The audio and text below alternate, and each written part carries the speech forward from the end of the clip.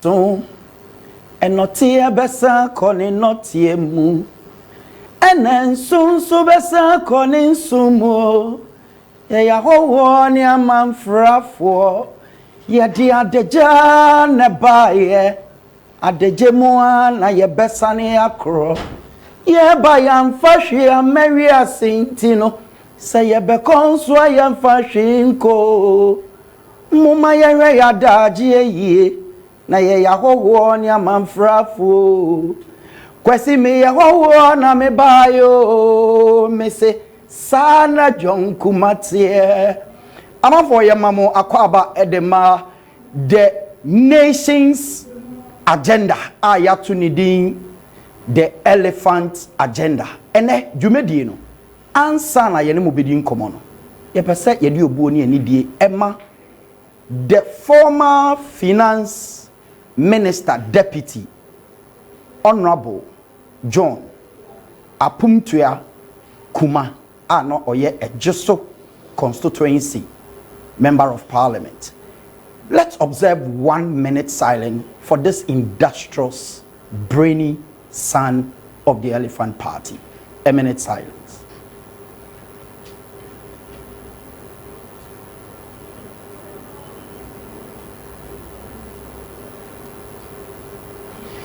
May his soul rest in perfect peace.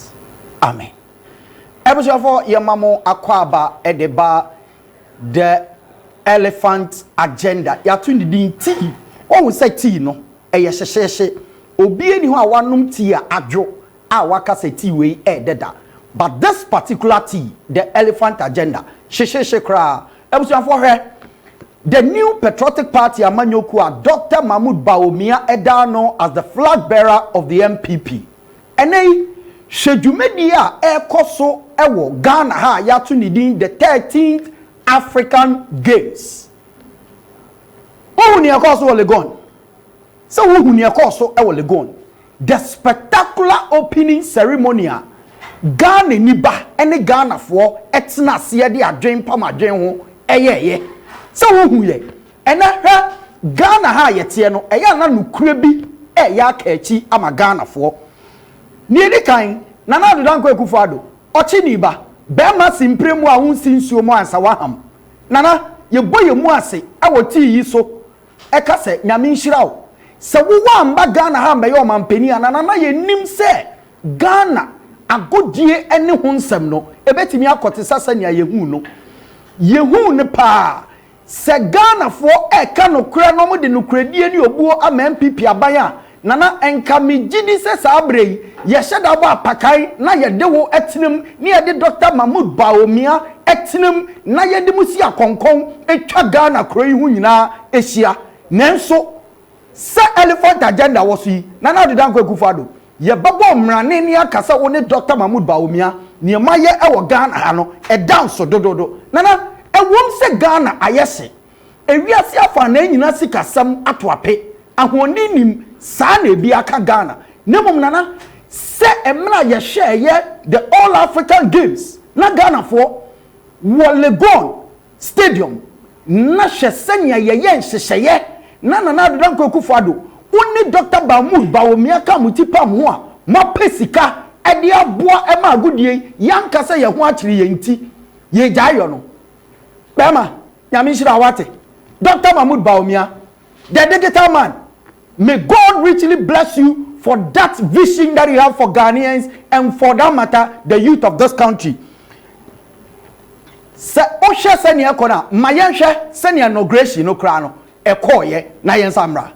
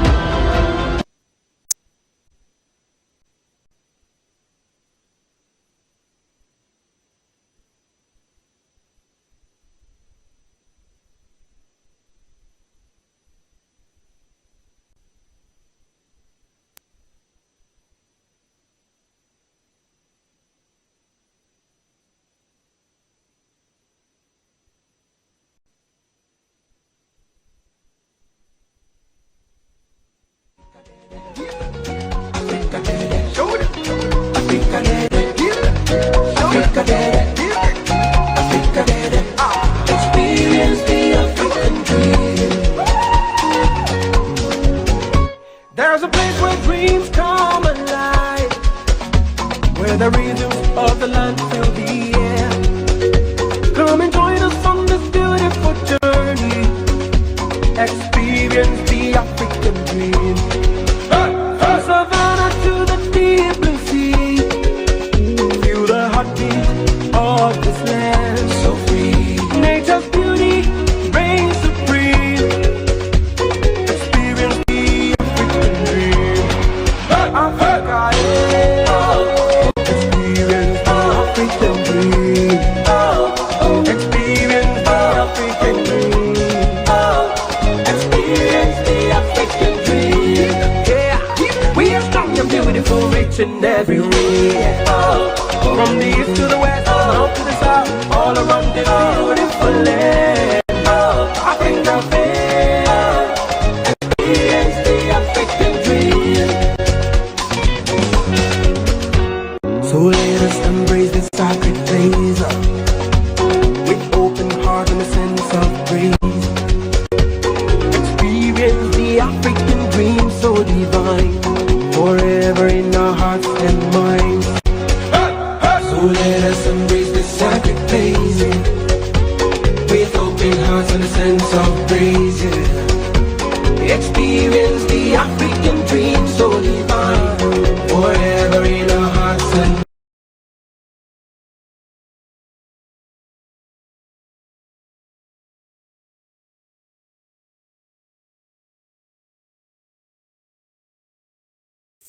when we send ya digitally, yes, Legon Sports Stadium no. When your mouth say His Excellency Dr. Bawumia so can digitalization na onimnioka hwese nya nkane no yasese no na ewuro no home ma me abrebi o twe sese ne etwa no hunya. This is what we mean by sports infrastructure. Now the other was say sports minister, the systems and the infrastructure ultimately to akwemu Emma ye all Africa Games opening ceremony Emma ne ye kabehwe no Honorable Mustafa Yusuf, God richly bless you. This is solid, spectacular. Yes, we hosted the CAN 2008 in Ghana, but trust me, people are talking about this innovative idea you brought into the opening ceremony, and trust me, Ghanaian youth are in love with you for that spectacular show of sportsmanship and digitalization for that matter. Hey, no wonder say you are from the northern part of this country. Only Dr. Mahmoud Bawumia Ekama Jumbo Moa Bibia Ayekama. The local organizing committee Dan Koku Yebo Anena Pam for Mapo Muhammad we Ghana ha yesi e bin sida mo ye mo hote sa akotua menu no nien sida no ye. You understand? Good job, local organizing committee. She enne Ghana ha yetie emra ye yimfo ni obi bisa se na sa dwumadi ye no Ghana ha na me pacho right here in the heart of the capital city, the nation's premier university na bountin so ene ye Legon ekwa no hope Okpongro. That is the abandoned stadium for close to a decade. Ye jato wa ya nya hohe emra omampani His Excellency John Ejekum Kufuor PSA MPP president mu PSA ejato wa ya meya hwe na do ba ye no se da bi Bawumia ka me ho de a ene yesa dwumadi ye o se yewie eno ne yewie ya ne uhu se ye de aye the opening ceremony of the 13th All African Games ewo Ghana ha yewie ye no enye Legonko awo yenko Boteman kohye senior Boteman ewo Adentan constituency ehonso yasese nioma ultramodern sports complex nioma hihye mu a eno nso eboa ama All African Games no aye krabehwe me pachote for the very first time in the history of this country under His Excellency Nana Adudankwa Akufo-Addo and Dr. Bawumia me pacho swimming pool papa uhu bi wo Athens Olympics Games no ebi wo Ghana ha na many gise ewo Adentan constituency aye chairman any Koku Akolate ye parliamentary candidate any Akosua Osono menu cozy they call her afei MC Honorable Ebenezer Doku omasase so omufichire pe ena Boteman Sports Stadium no ana complex no ewo efekeke Osha Senia Accra Sports Stadium baby a yesiesie ye edebo ayama All African Games yi ekosi bema ebi ni Ghana ha o we ni aka cha osasa umpe amembu a eye papa na nkunimdie wom na enidie ebe ho a eye Dr. Mahmoud Abanya Nana Adudankwa Akufo-Addo eda no. That is what we are talking about. And it is a necessary sports infrastructure. Papa what Ghana ha untimi ntwa this two edifices. Nana Adudankwa Akufo-Addo ni Dr. Bawumia edi abre Ghana ha hwe o hwe sani ankomodie nu ekoso Ghana ya say abaye bi say ne den ne bicycle aye den asay Ghana fo asom and bicycle na yenye sika ntop me pa to me tie wa o hwe Boteman Sports Complex na o hwe Legon Stadium asani ayaye no me pa cho sabi enka bicycle and abanye ntimi nto.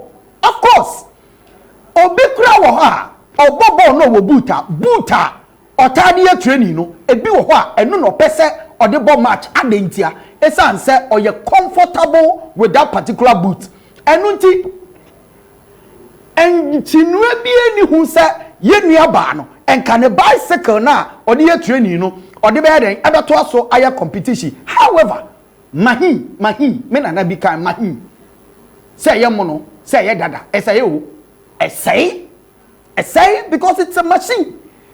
What I say abrantie no ni cycle no di ko race no obetimi nka na o yi so eno e de ayegi, but that does not mean say ye man for front so a enkenye. But you can't say so because of one bicycle entimi awie race ni nti nie na Adudankwa Akufo-Addo aban aye as far as this All African Games is concerned no eno no me aka hazam. Hey brela na wala emfanti ya ncha obeka cho da ponche twi break ate na meria no omonyo Ghana fo yemfa sedama na Adudankwa Akufo-Addo ene na ban the robust security measures ena me nam krom na me hu se police fo di nkrofo yanim ebi di ekire amama ya abanyina no omunyina kan All African Games hu asempa because of the security measures a ye di ato na kwam eno ti dampare ene the boss Honorable Henry Korte, the MP for Ayawaso Central, Minister for Interior for that matter. Papa, ejuma waye ama police for the hihye aba ema All African Games security measures no ayemu pampe ayiri musa benta nyame sure Honorable Henry Korte ene dampare and all the security apparatus omuko tipam ho a dwumadie no ekoso papa. Oshe senia ne hotels ayema edwedifo ton ye to edwedifo ton ye to hwe ko Boteman ene Legon ubehu ye nuanom ba bojwa omu suo no mu tonsuo economic activities enso ekoso enunti yeri asede biom ebema His Excellency Nana Adudankwa Akufo-Addo Dr. Mahmoud Bawumia Dumapa amaye. This is the elephant agenda. Fire away emotion fire away eye hot I am konsamra meba menu beto ankomones. The elephant agenda. Yes, tea way a hot, tea way a creamy, tea bia a milk papa, a woman, which means a tea papa. And tea and I focus on the new patriotic party, Amanyoko.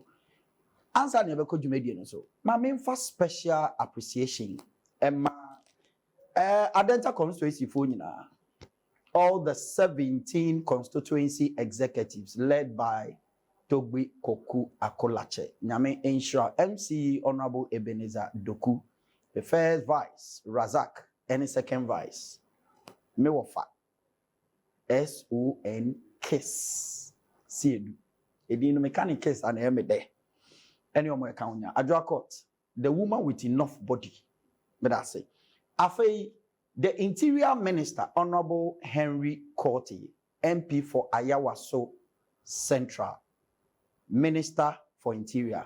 Over, Papa, Ejumedi Audi Ediama communicators in the constituency and that of Greater Accra, second to none. Thank you so much for that maximum support you're giving to all of us. After Greater Accra regional executives led by Divine Agohum. Boss, good evening. And the no-nonsense secretary of the region, Paka Odalai France.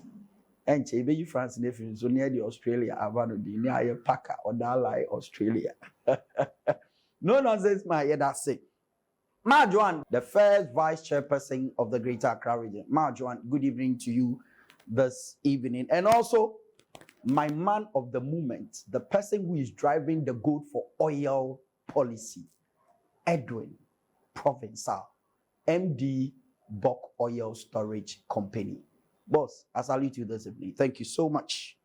Archibald Kobina, Municipal Chief Executive, Ayawaso Central Municipality. My friend, the communications guru. Commander, I salute you. Nyame Enshroud. This morning, Assembly Esia Eyeme Ayem Sheshe, Sir Dodo Wakwana ye na fofro. On the traffic no so atekaka, but then share them free so. And I cited a taxi that was rushing in. Ah, dear Ben Poppy. Me sure you're painful and a demo ye pekwan ama wakwako deliver. So I was just around a place I know a friend of Mother Love Hospital. So I have to direct the taxi driver to just drop the woman at the hospital. Now, Brapeni, Nyamieni Mukreni, Mother Love Hospital, Uncle Fifi, administrator, any the CEO, Jumasua, Omo ye, Emma Mameno, Efa na hon, Efa ne ba, Fofra na wa wono, na educhem. Me call maternity hono, me hu se, Jumedi omudi wo hono, esa fata se o your painful na uko wa, ofa ho, na ofa banso.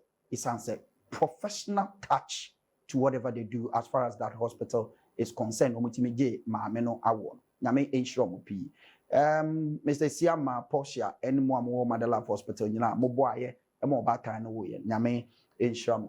Thank you very much. Welcome back to the conversation angle of this elephant agenda. Enumere mene enuanu mienu ewa ha. But before I introduce you my guest, let's go to Boteman, that sports infrastructure. His Excellency Dr. Mahmoud Bawumia, the digital man. Okamwa nanado aye ediaboy.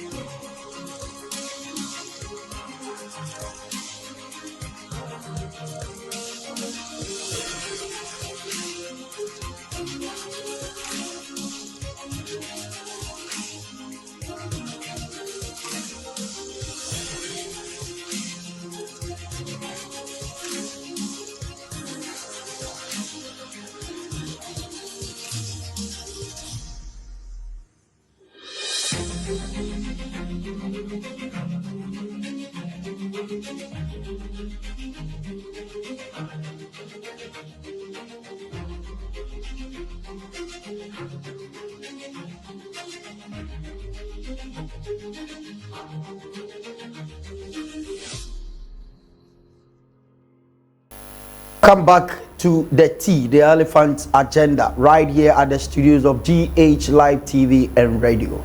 Enumere, yakwa koshe Boteman, Jumedia ekoso as far as the All African Games is concerned.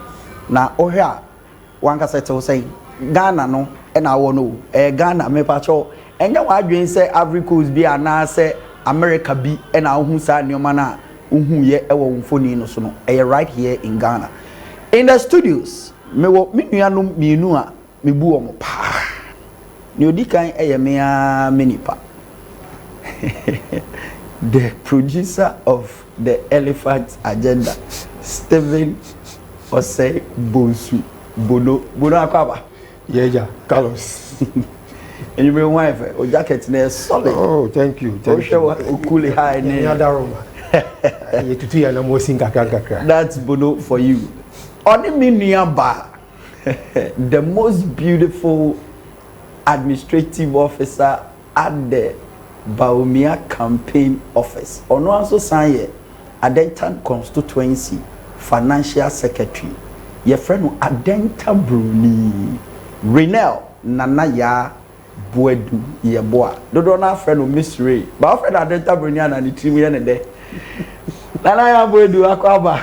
I don't know why for too much. Me perspective no. It was Akwaba. Yeah. First time coming to the show, Nanaya, what is your impression about the show? Mami di kai enda washe for assese ene mambo modern matun sa frame. Na first time we show no, I was very anxious no more starting. But the moment I was starting, I say no, way aba at the right time because Osha MPP, MPP amanyukuru. Enyema be brave wo hwa ya nanso e ba se ye bohu de ro na eya na akwanya de bohu de ro no endorso nti sa akwanya we aba se omomu achichi ni benche ebehu ade a his excellency na do dankwa ene his vice president Dr. Mahmoud Bawumia aya magana fo no meni so pa nti wo ka che me se mo pese me ba so no na che se e ma hohaho a meni je se me so ma be ka ho ne ye di dwumadie na bibia ade net me break the 8 most importantly. Na 8 the over break I was breaking hot. Go be almost hot. But I bet you say tea na no she. Oh jai, omuni message. Omuni message. Na ya Boedu or say omuni message. Bono. Omuni message amba. Oh no omuni message. Say papa yeyi no afini akire ni. Dia na waka police be no odi aba. Yeyi ba mi abosome nnan yachi. Say wo hu wa kire ba bi odi oman na ekọ. Wa kire ba bi edi oman ni kosi. Baby a yefiri, baby a pese yeko, eni ni obeya fa ho. Papa na nyamre bebe, we di president, we di vice president, we di minister. Bepemine, he still doesn't know where he wants to take this country to. No policy direction. Only message, as simple as that. Yes, only message. But Auntie Nanaya, Ray, Osha 13th All African Games at Ekosu. Eto saying, Nanyamede pe kan ho ama waka ho asem ne se. Enti Ghana fo bisa se sa nneoma we nyina e wo Ghana ha ene MPP fo mon ka ho asem ona wo fi Bawumia campaign office ade enti na mon ka nneoma pe ho asem na Ghana fo bisa ho asem what bisa asem oh say this All African Games never na amount for korea ya anum for korea dem say yentumi host because e ko mon ko a na nka stadium yentumi complete on time other facilities I say can use in their thinking can't mean completing on time. But what they tend to forget is that when you have a man who has vision, now in Crawford, a very competent. No matter the tax that you give the person, he will be able to deliver. And no any at the fair and when we say air cost.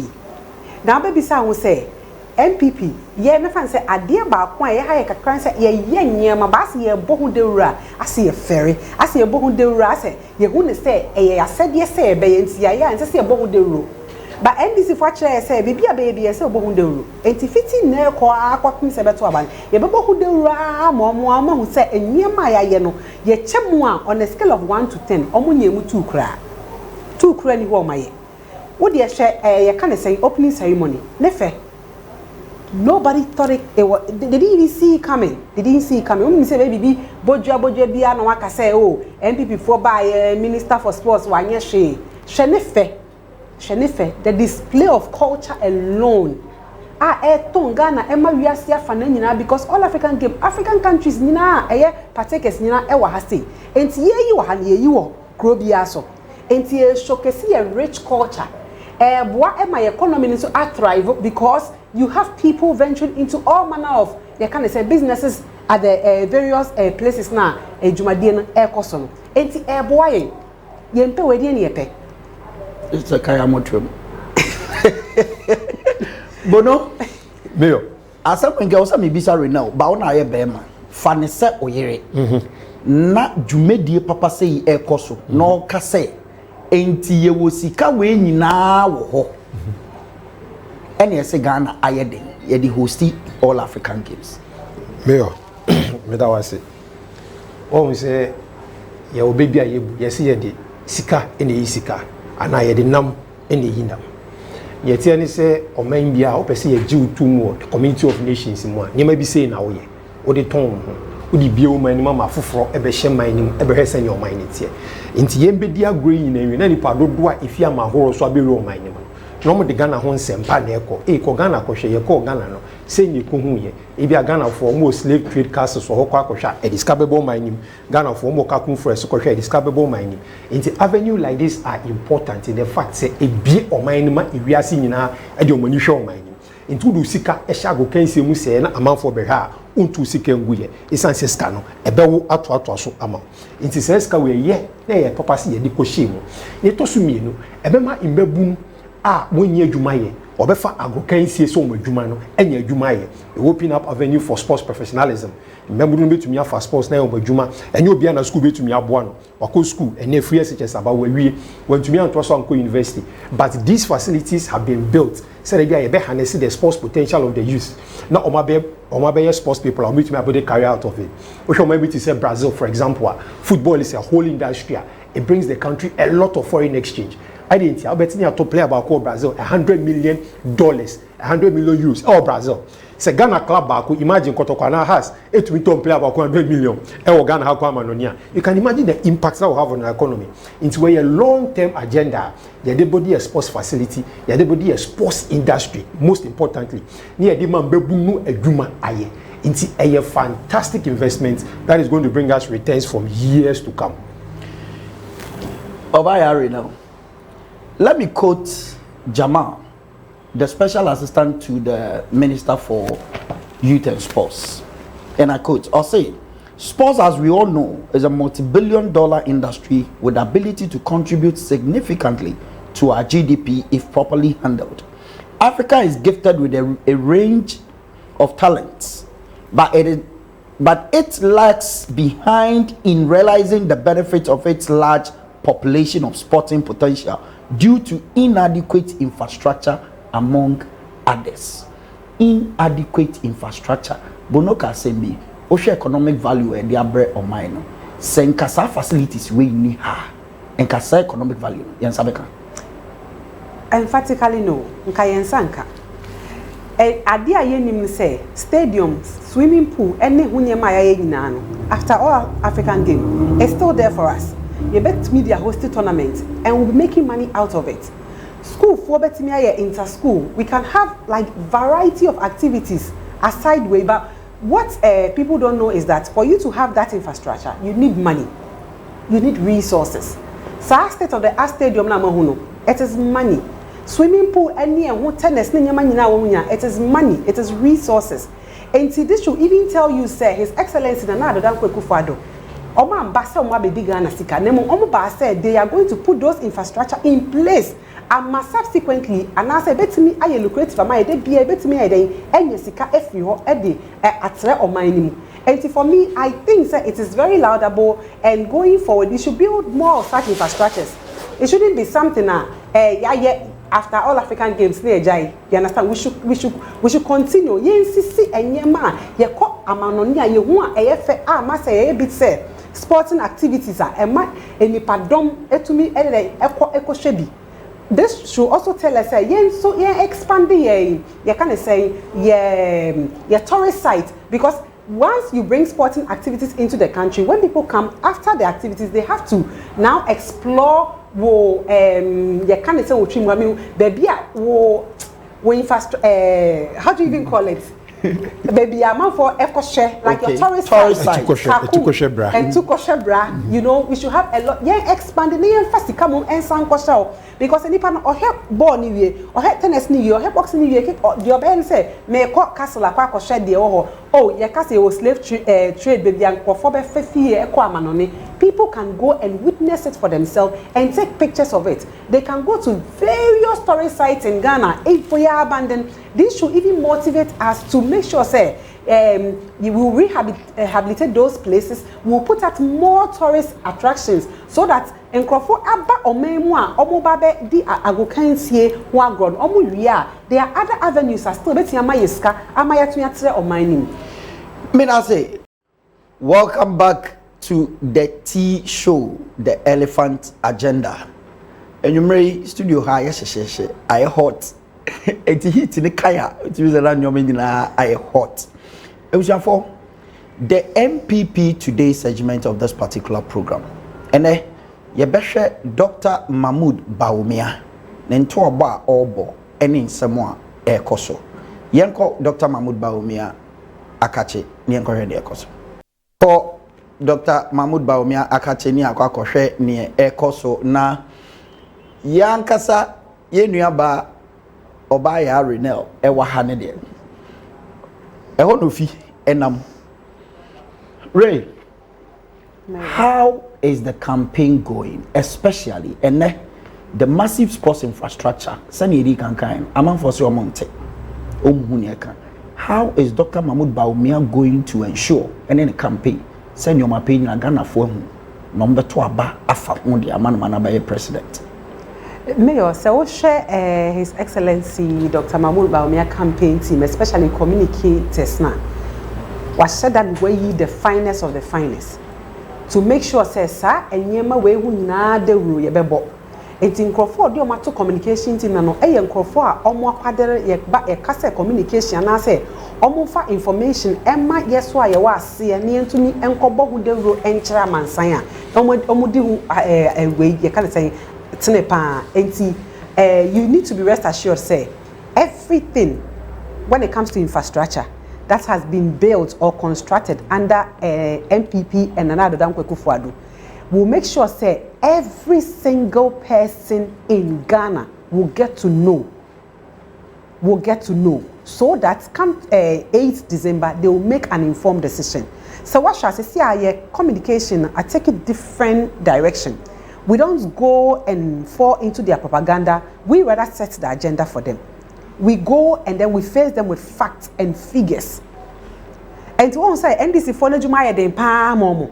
When they meet the like of Miracles Mo, Minister for Information, Fatima Mo, Jennifer Quinn Mo, Omo Makanya Ele Mo, like any pardon crase, Omushia Ewo TV ni radio swa, Eya no Mushiba. Because they come and rant. But then near the facts in a good table also, so that the discerning mind will be able to dissect between fiction and a fact. And throw any no cre. And Tissano gradually once I expose on kakra. First, Nankabun Samajan Kotna TV Sunny radio so. No, I can't yeme gum, I can't figures, I can't brofa sia. Onim semi mani or ton idea okay tia, and I'm colana NTS, no, they're bringing so. Ben yes, sir. And no, that's a uchantra, they will put you right.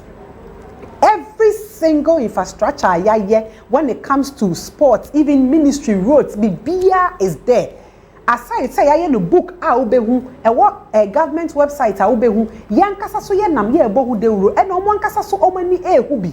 Someone say all African game we abe expose now obi o na mabonten obi o de bi o okoswe game ni bi say sa ade we wa ha na yenim na NPP for NDC for they try and draw.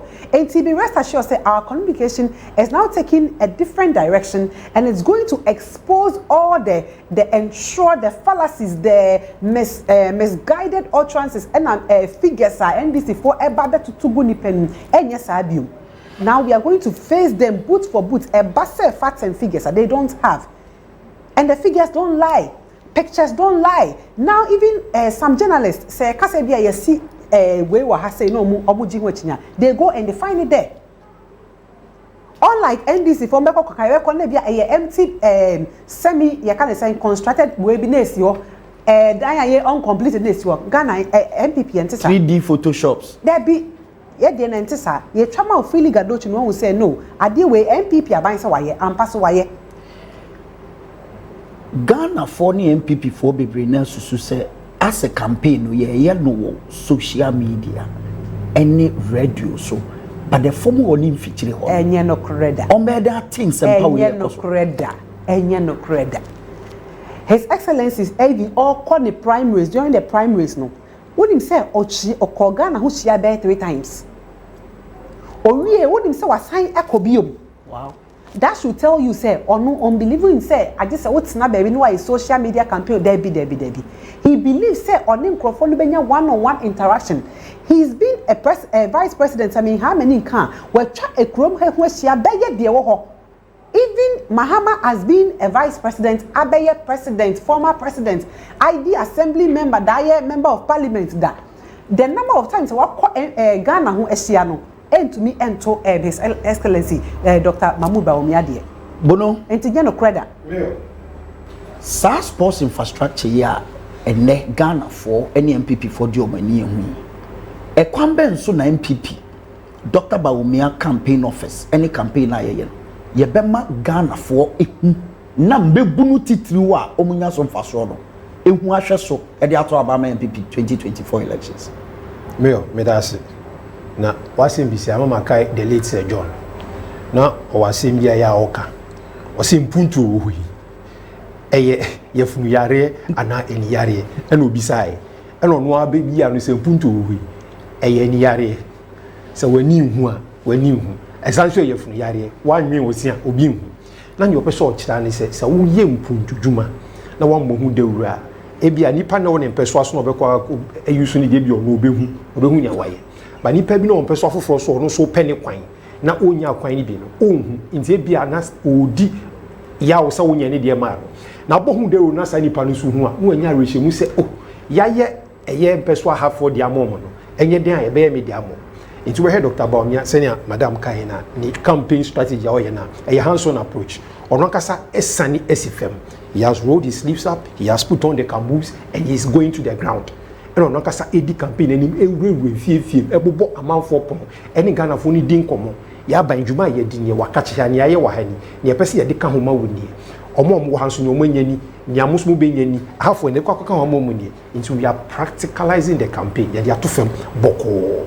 Ye yim ye chire ama Ghana for ni hu say ni ya yeni we have sports infrastructures here we have built 10 youth resource centers with sitting capacities of 5,000 and che bia you see Bukom boxing area na for show is brilliant Bukom boxing area for boxing 4,000 we have built 10 come yes near 10 regions near 16 regions here until we have built 10 youth resource centers multi facility your swimming pool youth resource centers ye beba ho Mate. Mama Mimbisa Renel, MPP OSHA structure now, you were from polling station up to the national executives. Youth organizers are a war, some persons here, some sports infrastructure in our coso. A dear in common among you, Mudia, a bema omitimia catch on for say, Jumedi, away and pep strass. Me say, what besides them? Because yourself, you are the deputy administrator of the National Youth Wing for MPP. Mayor, media, my dream check a say, and youth organizers and what every constituency they should be able to you kind of saying have all this youth facilities at a war or a bus stadium and after youth resource centers ninano. They should have it and like tour the electoral area by electoral area, and then educate them. Enlighten them on these things so that the youth will know say these things are there and it's available to them because say our constituency and our person you have the right to use it uko bisahu and our truck betimi use it's even in the constituency na one okra no omo betimi organize inter electoral area inter polling station and even inter constituency where other people from other constituencies like the youth will come to yes and look at what is going on. Yes, fantastic. Oshe AstroTurf do ISCC were various constituencies now. 153 across the nation. Yes, this 153 will serve as you can say recreational event centers for the youth within that particular constituency. Exactly. Constituency be a woman. Even bet me a map every Saturday. Mo bet me a ball. Yes, also and through that you can even tell them or propagate the good things that His Excellency Nana Addo Dankwa and the NPP government is doing for Ghana. Bono, Mayor, we have to propagate the good things. Dr. Bawumia and Nana Addo Ghana. O share Ghana for I want a crowd say Ombeti. Na so muntia e kwame so na mzumbe ma omati. Mayor, obi ani ho pɛ for asempa kodo. Okay. Obi ani ho a onya se ewo so gu nanu no bɛka se debi makama no atom wo ni so ngu. So the Ghanaian is ready for development. Ghana be no den yepe. NJP na se Ghana yebeko All African Games, yebeko Olympic Games, yebeko any other competition across the world. Ye fire athletes ni free Ghana de no mako Togo, no mako trainee. Asma mi ken infie beye enson awotwe enko ni du achi asama mi ken. Eni achi bia. They have to go to Togo to come there. I didn't any tartan tracks back say. By oh my God, not even one. Wow. The whole Ghana any tartan tracks, so at least have to go to Togo. And then you can say, youth resource centers here, you see, they have tartan tracks. 10 of them at a go. You can imagine the enormity of the potential you're going to raise when it comes to athletics. Now, athletic potential, we even have it more than football. Boxing potential, you have it more than football. Until the facilities are for the Ghanaians. Now, obi any honum so beka so mpem putu. And I'm a Kanya yan twaba, a de mputu no hwe. Man ye kwanya ma yan twaba de no hwe, mputu. Nti se yetunya ye mputu dwuma no. A lot of time because when this oba or not me a brick and mortar, and no cre. Our record in the construction mputu adwuma no surpasses NDC streets by far. Streets ahead of them. It's about social intervention. I'm social democrats. We beat them. About economic performance, we beat them. About brick and mortar business, we have beaten them. About social infrastructure, social safety nets, we have beaten them. Nyetiani said the MPP is better at managing all spheres of the Ghanaian economy. Yet your money say yensa. COVID and a boom say nyama. But that aside, even with the COVID, look at the massive infrastructure we have put up within the constraints of these physical difficulties. Yet to me, squeezing money practically out of stone, and we have put up these fantastic facilities. The Ghanaian needs to know. The Ghanaian needs to appreciate. We need to, as constituencies, begin to take advantage. Region be a new home say, let us all put ourselves together, 3, 4, 5 constituencies, electoral areas, there be intellectual area games. Let's take advantage of that facility. And here inter schools are a good. Let the schools put themselves together and now begin to take advantage of these facilities. Post all African Games. These things shouldn't turn into white elephants. They should put to practical use. The youth going through these facilities and building sports careers, multi-millionaires like they do. Senator Dr. Bawumia here with the American football and say, oh my, this is another example what we can also do for boxing, we can do for athletics, we can do for swimming, and we have a lot of swimming pools in these facilities. They even have, your friend is economic centers where they will be talking about business entrepreneurship to the youth. Yeah. They have digital centers where they will be talking about this digitalization agenda, how to take care of the youth. They have counseling and guidance centers where youth they will advise you on career paths to take, what your strengths are. Inside youth resource centers, and your multi-purpose are you who should be organized, and they are there. An elephant agenda, you better call those locations near their bread here for near. I can just say you 2 million. And no near Tracy. Yes. And baby, yes, Baku why ain't you baby? I'm really super. Baku was utu grad what Tracy. I say Tracy anywhere near food, say na could not near children name. Mayor, to add to that, I dear back when who says you're trivializing so much security. You know, and Chebia, there some years ago. Now pay an adjournal back now ye show. But what we said your facelift your security system to the extent say na utu na back you know we share police. The visibility alone has reduced armed robbery crime rate to the barest minimum. And then anka all African game aye ye ya mo hye say eh nkrofo ma ba nkrofo ajijo mu ade ade ba kwa me hu say Ghana for no ye refi ade entem say Nigeria for Krombedi Christmas ewo krom ha etime video e ka say Ghana na upie about 2am 3am mutumi kota aduane no watena se no wadi wo ye mo nhise wo hwe wachi you know we nyina ye ye kan say mamwo pa His Excellency Nana Addo Dankwa Akufo-Addo ene ne ye kan say ni driver's mate papa Dr. Mahmoud Bawumia the digital man etumi dia ba anma ene wo na ma wo ye mo nhise se car ye bubu ewie ade it has reduced drastically. and then kofo aba krom ha omo ba all African game wo mu pieta mo mpe na omo koda obi ani omu ni asem omo ye mu hihye omo enti use accent say Ghana for mpe mpunto omo pe. But I think we don't echo it enough. We don't hammer it. I say, yeah, and yamana ya no. I say we shy away from. I say ya yenti yamfa trasa. As ya yama fufu ye. Ya yama na doso abroso. But these are things we don't have to trivialize it. This is just by the way. Yet ya ne ka say dum so aba. Dum so for him fan baye. ECG for aba. Great reformer but say point blank said there is nothing like dum so ena aba. Your Chrome have 4 years in the sumu. Ebi mu wa na so mo ma omo nyo mo ma nge heat nti omo koda hotel, ebi koda guest house, ebi da omo car mu. Amanfo cost ogu ye. Omo mo pama de omo nyuma nyina say ye. Factories had to shut down. Enti Ghana for I know some pempunto, but we have to tell them. We need to refresh their memory every other time. Say this is the state of Ghana 8 years ago, and we don't want to go back. Obaya, answer na obetu Ghana mrantie ne babawafo. As the administrator deputy at the youth wing office no mepacho sa dwumedie ya sports infrastructure nyina Ghana for super any maintenance culture. How are we going to ensure say ejapade ya hwesu? Well, on that part I side with them because we are good at bringing things up, building things, constructing. Yeah, they creative, but ebasa ye maintain na a problem. But we should know, say, sikado na resources now we channel into building these things. No, if we don't have a maintenance culture, thereby say, your management team will be a so I repair no on a daily basis. And I say, maintenance no schedule say every quarterly or annually on the year. Then definitely Ghanaians fears are right, and we need to make sure that we take away that fears from them by setting up a management system. Our manage these infrastructures, these setups, these beautiful edifices, so that one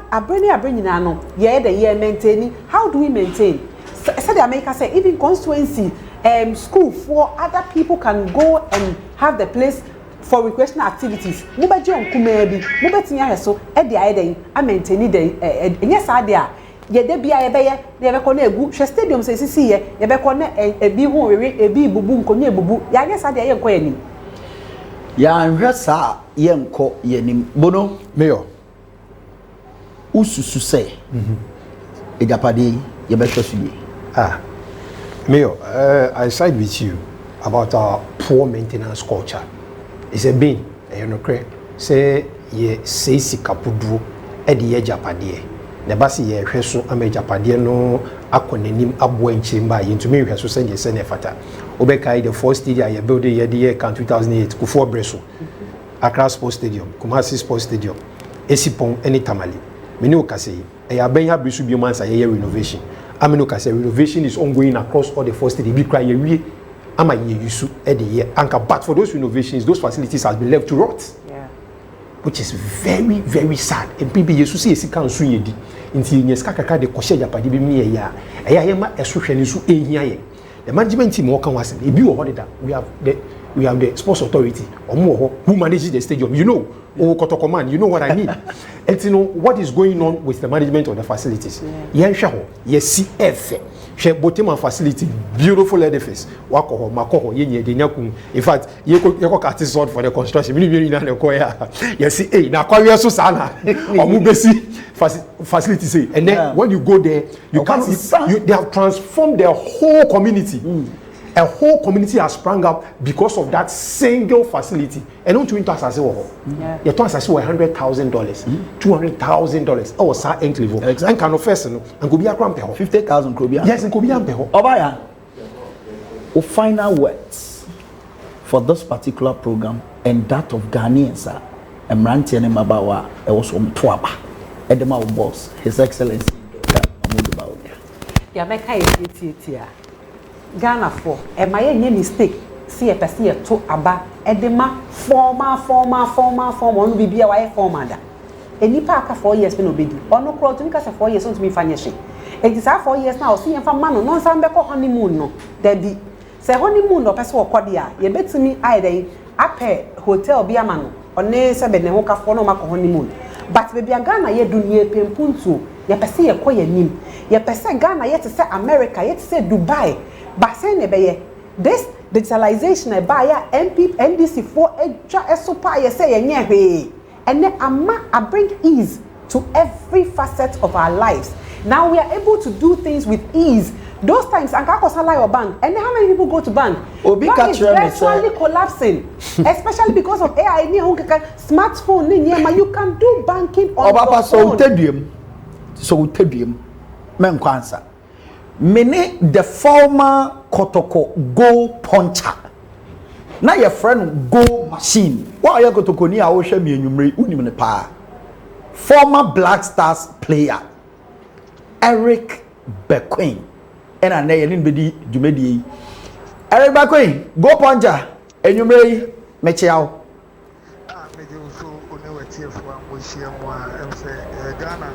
the goal machine. Ghana be fan into my pa Efra. Thank you very much, Bequin. Yeah, that was a papa. Enumere ye share infrastructure as far as sports is concerned. Mame fa nko wachi. Bequin ehin na usu abọ na ehin na wo share ball base. Na kire ye se me ana baby a wo share ball base na e hote. Okay, me that's me say chief for ni mahwefo a mohwe program na this particular moment. Debia na me ka say we say nka ewiase ne betimi asan rewind biom. E ba cho ya no ama onne so kakra man. Me ba cho me say me nyaaya na nka ewiase ne betimi asan rewind ne ho back to some years. Na nka maybe niam bi a yen ya bre so yen nya no. Nka this time now ya available no.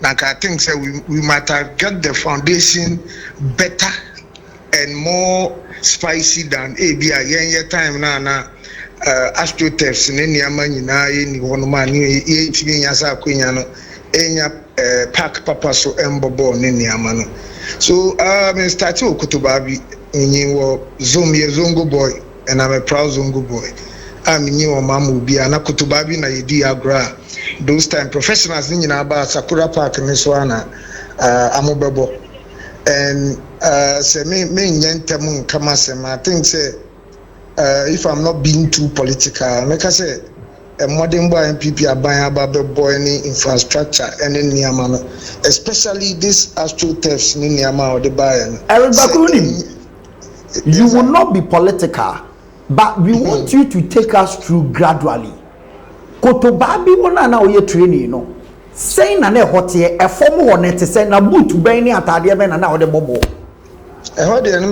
say ebi ameka say where next cafe grounds because umbo mi no either say bi at that time obeka penny issue no sa issue no ya chechire na ye mia so na ya pampe no aha e wo say huhuru na ho e huhuru wanim ni niamansa wakofie but and then I'm say nibiaba astroturfs aba ni niama enti mame mbisa o sa bre no e ya boot dodo sen e na yie o hwa o to de bobo sa bre na o bobo sa ifutu kwan ni mu no and that time we be cry the barefoot and niama because we were I mean the future talents are now here ba yenya akonya soto boot no ya ye nim the way team owners ebre say bia oh 1 week time one do one announce me boot I say and there was Sokoto Binje was say team owners are those times no now I'm managing teams now my idea papa be seen then the crowd they say aban the sports sector no you sign boot grammar clubs I mean this is first in a kind of wow that is a Mustafa Hamid or Mustafa Yusuf or Bon Homoding. Yeah, and I know the idea if in any abiding na abomodia meaning say bankroom na munyina amokwenye nipa ba ko adwin na emum no we have aspects amodwin who say they need to cool the tempest and I said the nerves of team owners club owners no say na be ya ebeboa ma teams na timi manage affairs yes say sa futokwa mu ho ne abosia ni mu amobobọ no momu binum ya hwe mukotodwe ni mu a ya hwe udi pra ene hye bo abase ansa na oba bebo limelight kotokone ne ekeka ho na me cry there me sense wo another case through this same Sakura Park yana me boom in them I think say I was traveling on Monday to Finland. I make a sign straight contract. Oh. And Friday, me see me call woman me huna. Who are in play mutana. I was in any transit in Iran and Yamantino. Me ko tietia mapu mu kakra. And is me ko boom in name. Say nya kotoko. Aduma me boy ya. Doctor say ukumasi ni ama be mu. Think say nka ba na bianka. Me da so kita crutches ana say me togu so bianka me ntimi. Bobo bium but Kumasi doctors Dr. Let's nene na pam for ebo modi ahwe ya ma yesam yare all because of Kumasi Asante Kotoko me boy I'm say asudie kese I'm say aban so for the man who say you make sure say infrastructure when it comes to sports but yes you too nchine for no so now too money because I'm say bibia structure bia be bia no ye the manual to ho and ebeko nyina de bia ne ato ama aban and aban na AC aban na AC pon aban na say Accra Sports Stadium but there's a manual and there are people that have been put into a certain positions to work. Good. Nanado nkwantimi nko AC pon stadium baumia so ntimi nko nkoye Kumasi Sports Stadium but people have been assigned to certain duties but when people are being held responsible of their positions I think say aban bi obebia whether being NPP or the other parties na aka ni nyina I think say nka ebe function wo bia be yeduma yi what na me chen because upadie yi a wo hwe eniema ma ade na ekoso no na wo say wo bon ban because car ye twin de no manual ka ho a kire wo say manual we this time there was CAC we shouldn't blame Nanado. People must be held responsible because the MPP party is a family. That's right. I say car and a car and so say steer any problem I am koto tie. That's right. Tie any problem I am koto engine. We fix where the problem is. What you must say. It's in then say abanye timi artist say yenye esipon yenye we and the bottom man in Yama look at what the government is doing. That's but we should ask ourselves, are we going to take good care of it? People that have been put in or assigned to those positions. And there you can say those time now assassin or honoma you can get to do astroturfs way be brave. But the amount for the a dime amount for these residential areas and in Yama. It's a crane na ban so ade why you ne ho e de aboa say yemfa enye parks na be ya will get the next Michaelasian yebenya the next Asamoah Gyan yebenya the next Stephen Apia and in Yama. It's a aban butaye dan ni nka butaye bone yebenya the next Eric Bako nso aka ho na Eric go Pochaba the go massive papa ba ko pe Eric Bako ye no be but yen hwe enei Ocean sports infrastructure MPP aban Dr. Mahmoud Bawumia ka ho a omode abe. How is the development of our talent going to be? Is it going to be faster or we still going to go as the snail pace? No, I'm not sure we are going to go at the slow pace because say yesu say ye hia we and nyame adom ye di aba nti once ye di aba no e wo say ye nso ye di project na ba wo say ye hwesom yesu na wo say ye hweso ye ema oman ni di so mfaso you say nipa de oba is not about how long you stay but the legacy that you leave and in there say MPP nja bibia kra na weja boteman weja your friend say Legon Stadium Legon die any more pitches over 100 and bibia amweja no it speaks louder, it has volume. I was say yen one aban netimi aya ade we me dey na me blame aban but people that have been put into position amubema aban na edwumaden a waye no eso baba faso e dia mai eno na hiame. That's right. So if this MPP government will hold certain people ransom, certain people responsible, accountably, I think the MPP have done a lot. No correct. MPP ayebebre Eric Bakoy we dey min twa no kafra na mayentwa ade kitu bi sisi a oye coach a we sua coaching job a oye o hye sene nei enkolai omo bobo ewo AstroTurf yi so na wo de hwe mo mote bia na utimi say got talent no ye benya bebre kra se ntama na mo bobo no.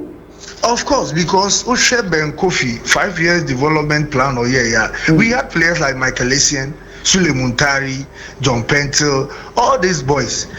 Imagine said that time AstroTurf si ban tem kakra because it's an Obibo Premier Ghana Premier League.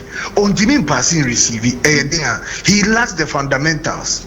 Onimbo and so Onimbo ba wenya ye was a nipani nimbo but then another diaba MPP are buying diaba as you obien taking advantage of this pitches a better say and I way boss Sakura Park see the AstroTurf saba any niama and if it's mesre as a coach na mesre say am why the AstroTurfs no asam nsan so no e was see a man muti as say is for the developmental agenda because and then ubohwemu ye pa na enkola ne mu nti ananado ene Dr. Baum Baimia ehwe so say ye pitisama the upcoming youth ye benya the next Michael Essien and Sule Muntari now is workers Guinness workers doctors ni niama na amode ye keep fit that's right. Instead of nkola no bebo e de esua boy esua pass ye no it has been turned to event centers.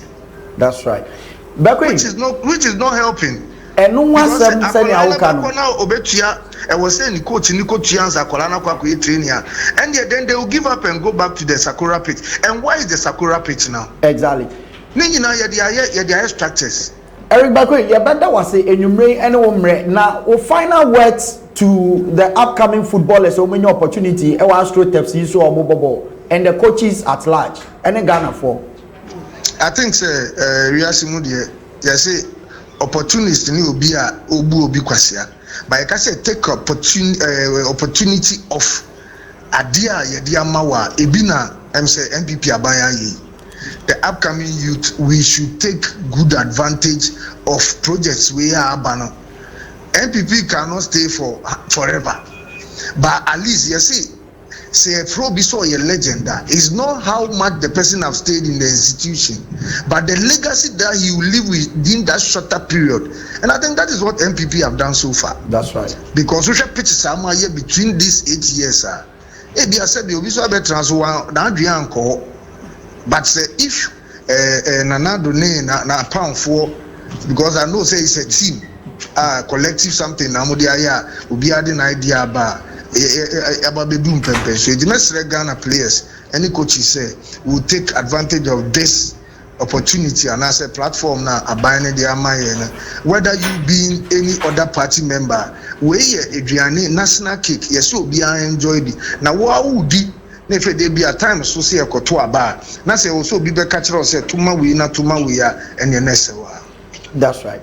Bakwe ene enumre ye beda wase ye ne Eric Bakwe goal puncher bakope Kumasi Asante Kotoko former player obeye Black Stars player enuanom ye betwa ye ho keto abi ye ba ye ne Miss Ray enibono the elephant agenda we call it very hot in the studio ene dwumedie no ayekra behwe menuaba Renel na ya abo the financial secretary Adentan constituency ene menuaba ma bono edaso eka ye ho ene constituency watch eyala mkrofo bebre bisa se entisan nyoma aye ken nyina e wo hemfa omo pese behu no omo bisa se wo hemfa ene ye be yi bia kire let's come to Adentan constituency your municipal chief executive eye honorable Ebenezer Doku yani ni di nkomo ne e ma ne kire ye bebia AstroTurf ni bi ewo enkotie no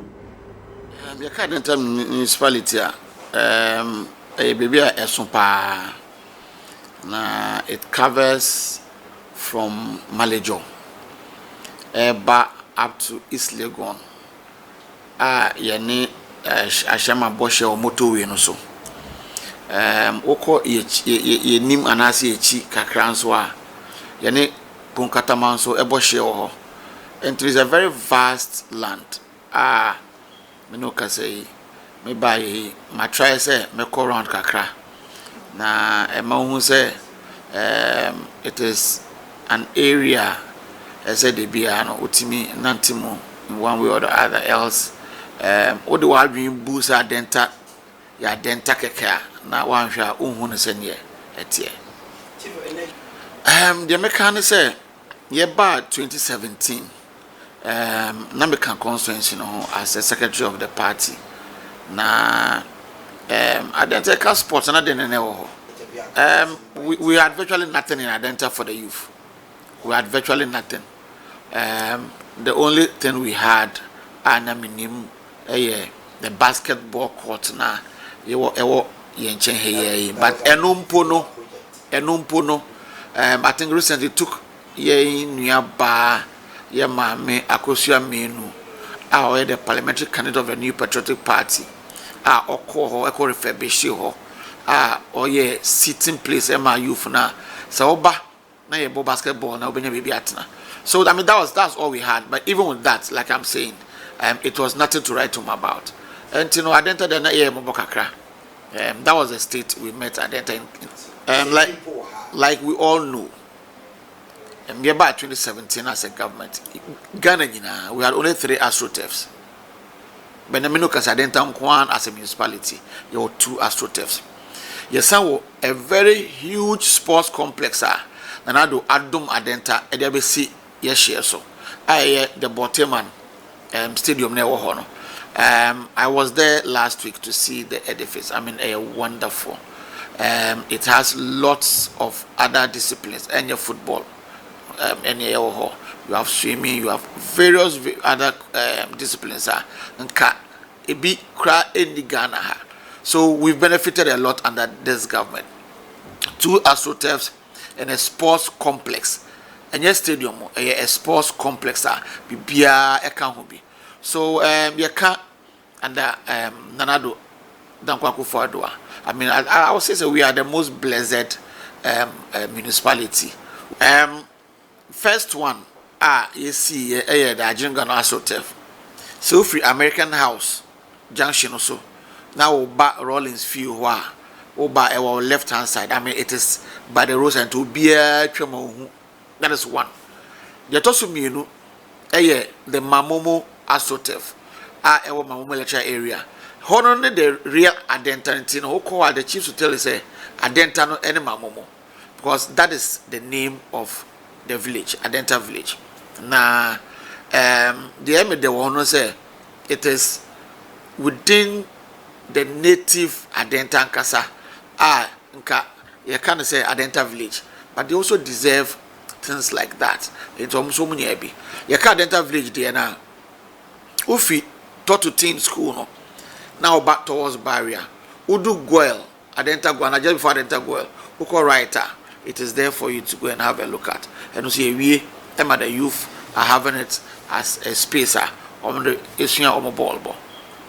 We also have the Boteman Park, Udu School Junction, Adenta School Junction, Ufi Bochi, Reese Junction, straight through Bochi, and demonstrate echo to Poko motorway no so on your left. Udu abehu the signage, and also ewo ho ma obi atimi Nyankopon nchade nanado when see stadium no keke and I say when see sa edifice no keke you say twakwan no from School Junction ekosi motorway it wo kwa easy to move on from School Junction to the stadium or the edifice has been done to a first class road. I think say I've been through many elections in Adenta since 2008 and Matibi, Mehubi. I remember there was a time we went to the new Legon Park. Maybe say Animal Research Park and also. And those were the requests the youth were making, say because they need to develop their skills. Maybe on Bobo, say most of the times they are not graded, they have potholes, and it gives a lot of breakages of legs to the youth. And the person ball training so it was a problem for us. But I think say it's almost so free. We've listened to their requests and Sano Mayaba. And it is a great departure from the old, and I said from what we had. Mijidi say eniji emo say oko around the municipality now, especially to Sa Asot FC. You see the enthusiasm which the youth are playing. It gives them confidence. Say the whole TV so mofra air training or UK any Netherlands part of the Scandinavian countries now omuhuno ebi etmisi wakana. I mean, we now have a first class TEFs Mkranobobo was omumpra TEFs omunya the feel and the experience of how football is really played. I think it's a wonderful gesture idea, Momo. Welcome back to the Elephant Agenda. Yekohe Honorable Ebenezer Doku, Adenta Municipal Chief Executive, and Komoni Ediyen. Yebesa Konia Kwakoshe, baby, as annual manina ewo. But let me ask Renel, Ray, Oshe Nyoma Honorable Ebenezer Doku, Eka Yeni Adenta Ayena. Ususu se Adiebi was a municipal assemblies, no? And yet the project, not even only the sports infrastructure, but other development aba ewo municipality ana. I think say municipal assemblies no as I say enyema omobaye. So podium mame. Think about how they should manage the communication around their developmental infrastructure project. Yanko ahomano so na yene yenuabema Hamid or your Upper West Youth Organizer. Good evening, my boss. Good evening, my brother. How are you? I'm very fine, thank you. You are live on GH Live TV and radio right here in Accra. Yeah. Tell us what is happening in WA as far as your youth conference that you held on Saturday is concerned. My brother, before I go ahead on that, I would like to say good evening to your listeners and your viewers. Good evening. Good evening. To the leader. Good evening to the leader and the flag bearer of the New Patriotic Party, Dr. Mahmoud Bawumia, inshallah, the incoming president of the Republic of Ghana, comes 7th December 2024 this year. Say, I also give greetings to my national boss, that is the workaholic, roadmaster, Salam Mustafa, popularly known as SM, that is the national youth organizer of the New Patriotic Party. I bring you all greetings on behalf of the New Patriotic Party in the Upper West region. Thank you very much. I also want to take this opportunity to thank party leadership, young leaders of our parties that have left what they are doing to come to our region, that is Greater Upper West, to join us on the National Youth Campaign Tour and then helping us climax it with the Youth and TESCOM Conference. Personalities like the Deputy Chief Executive of the National Youth Authority, Honorable Akosua Menu, was here. The National Youth Organizer, she was here. The National Youth Organizer of the New Patriotic Party, the Roadmaster Salam Mustafa, Honorable Virus, Honorable Alfred Thompson, Madam Laratu Musa Saka, that is a deputy. She is a Deputy National Communication Officer of our New Patriotic Party, and all the party big wigs.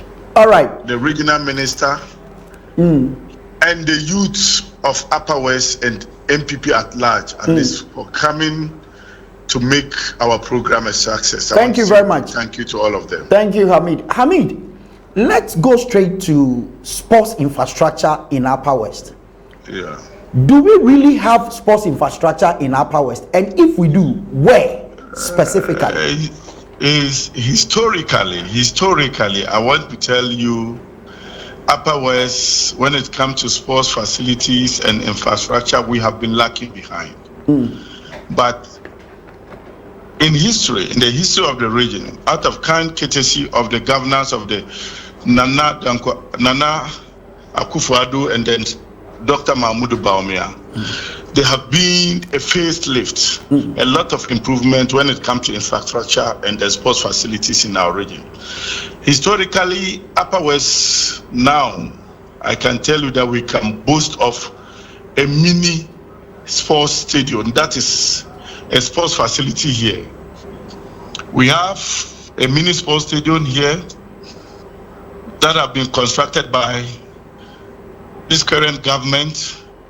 It is even 100% complete now.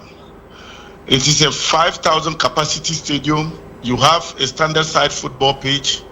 You have a long tennis court. You have a basketball court. You have a volleyball court. You have all the running tracks in it. It's a complete edifice. Very beautiful. I think during the program, the Deputy CEO for the National Youth Authority was here. I spoke to her about it. She took time off her schedules. We went to the grounds for her, she herself to have a look and a feel of the place. And marvelously, she was marvelous. She was very happy to see that such a beautiful edifice has been constructed by this government for the good people of Upper West, especially the youth. And this is something we, the youth of Upper West, is grateful for, and then we'll always be grateful to the government of Nana Akufo-Addo and Bawumia for giving us such an opportunity. So, and I Hamid, want to tell you, Hamid, let me bring you home. If all these facilities are there and the youth are benefiting from it, why are you there as a youth organizer and still the youth there are complaining that they still don't see what the government has done? What are your strategies going into this 2024 elections? My brother, you know, as human as we are, we always ask for more. But that is not to say that the youth of Upper West don't appreciate what the government is doing for us. Let me tell you, in the history of our region, the first time I got to hear of AstroTurf is this government that have made me to know that there is something called AstroTurf. As we speak right now, there's one that is almost done in the Sisala East, constituency. That is in Tumu. There's one that is currently being constructed again in the Nandoli Kaleo constituency. Almost done, is done. So it tells you that government is doing a lot, but you know, as youth of this country, the challenges are a lot. And if you check, it's not that this government is not doing anything about youth empowerment in the region. My brother, I want to take you through something. Look, before Nana Addo came into power, John Dramani Mahama he took this country to IMF. There was freeze on employment in this country. Even teachers, nurses, other people, there were no clearance for the government to recruit. But when this government came into power, the government did not just sit and say that. No. Good. They have to sit, and then this is going to be piling up. No. So Hamid, can I land on this? Land in a second, please. Yes, please. If you look, there was a lot of clearance they were giving. People within the health service were recruited. Teachers have been recruited. Security service.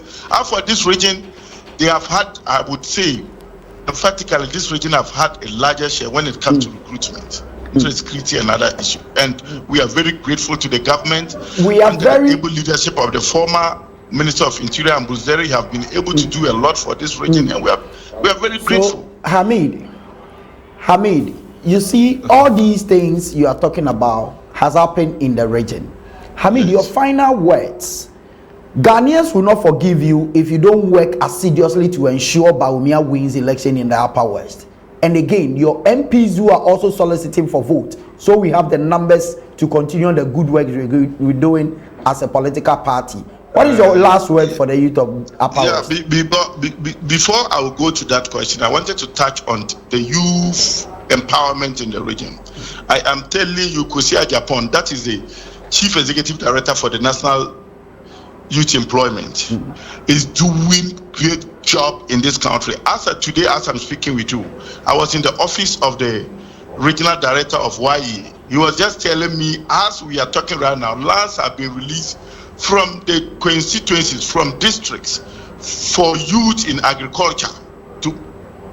It tells you that a lot has happened. Is going on. But before, you see, the youth of this country, this country and Upper West as large. Look, my brother, John Dramani Mahama is our brother.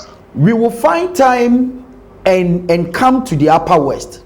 So you wrap up on this very one for us. When we come to the Upper West, we will talk a lot about other developmental infrastructure development that has happened in that region. But wrap up on this one so we can come back to you some other time. What I just said, John Dramani Mahama is our brother from the north. Dr. Mahmoud Bawumia is also our brother from the north. But John, the northerners, he came and told us that he's one of us. We should give him the opportunity. And when we give him the opportunity, he will not disappoint us. Lo and behold, the people of Upper West endorsed John Dramani Mahama. And then we gave him the opportunity. But all what we can talk of John Dramani Mahama in the Upper West and the northern regions as a whole is sadder. We are looking for the guinea fowls, we can't get them. Jida, nothing. So he can't we boast will of not anything he has been able to do for us. But Dr. Mahmoud Bawumia have been able, even as a driver mate to the President of the Republic of Ghana, have been able to boast of something.